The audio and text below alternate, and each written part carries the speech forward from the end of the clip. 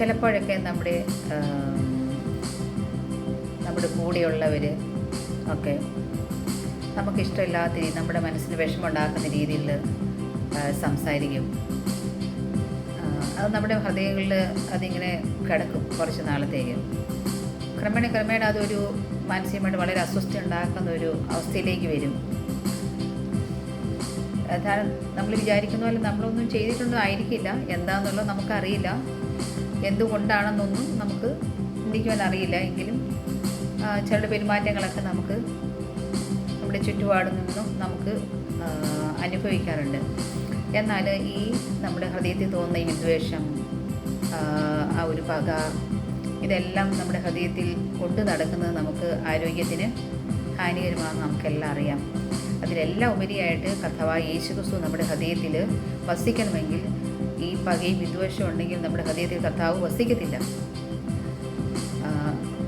കർത്താവ് വളരെ കണക്റ്റഡായിട്ട് ജീവിക്കണമെങ്കിൽ ദൈവം നമ്മുടെ ഹൃദയത്തിൽ നിന്ന് വസിച്ച് ദൈവം നമ്മുടെ ഹൃദയത്തിൽ നിന്ന് മാറി നിൽക്കാതെ ഇരിക്കണമെങ്കിൽ നമ്മുടെ ഹൃദയം വിശുദ്ധമായ ഹൃദയമായിട്ടിരിക്കണം. അതുകൊണ്ട് നമ്മുടെ ഹൃദയം വിശുദ്ധമായിട്ടിരിക്കുവാനായിട്ട് ആരോടൊക്കെയാണ് നമുക്ക് പക വിദ്വേഷമൊക്കെ ഉണ്ടോ നമ്മളൊന്ന് ശോധന ചെയ്തിട്ട് അവരുടെ എല്ലാം പേരുകൾ നമ്മൾ എഴുതി വെച്ചിട്ട് നമ്മൾ കർത്താവായ യേശുവിനോട് പ്രാർത്ഥിക്കുക. കർത്താവിനോടെല്ലാം ക്ഷമിക്കാനുള്ള മനസ്സ് തരണമേ എന്ന് നമ്മൾ കർത്താവിനോട് പ്രാർത്ഥിക്കുക. അത്ര എളുപ്പമൊന്നുമല്ല സാധാരണ രീതിയിൽ ക്ഷമിക്കണം എന്നൊക്കെ നമ്മൾ അറിയാം. എങ്കിൽ പോലും നമുക്ക് അത്ര പെട്ടെന്ന് അങ്ങനെ ക്ഷമിക്കാൻ നമുക്ക് സാധിക്കില്ല. എന്നാൽ ഒരു നിമിഷമുള്ളിൽ നമുക്ക് ഇവരോടൊക്കെ ക്ഷമിക്കുവാൻ സാധിക്കും. കർത്താവായ യേശുവോട് പ്രാർത്ഥിച്ചു കഴിഞ്ഞാൽ ആ ഒരു നിമിഷത്തിൽ തന്നെ നമുക്ക് അവരുടെ ഹൃദയത്തിൽ നിന്ന് അവരുടെ വിദ്വേഷം എല്ലാം വിട്ടുപോകും. അവരോട് സ്നേഹത്തോടെ അവരുടെ ആത്മാർത്ഥയോടുകൂടി അവരോട് പിന്നീട് കാണുമ്പോൾ സംസാരിക്കുവാൻ നമുക്ക് സാധിക്കും. അതിനാൽ നമ്മുടെ ഹൃദയം വിശുദ്ധമായിരിക്കാൻ നമ്മളെപ്പോഴും ശ്രമിച്ചുകൊണ്ടിരിക്കാം.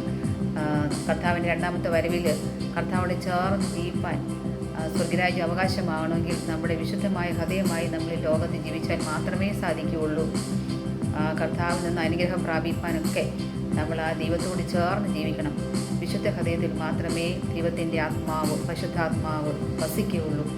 അതിനാൽ നമ്മുടെ ഹൃദയത്തെ ശോധന ചെയ്ത് നമ്മുടെ ഹൃദയം വിശുദ്ധമായിട്ടിരിക്കാൻ നമുക്ക് ശ്രമിക്കാം. Thank you all.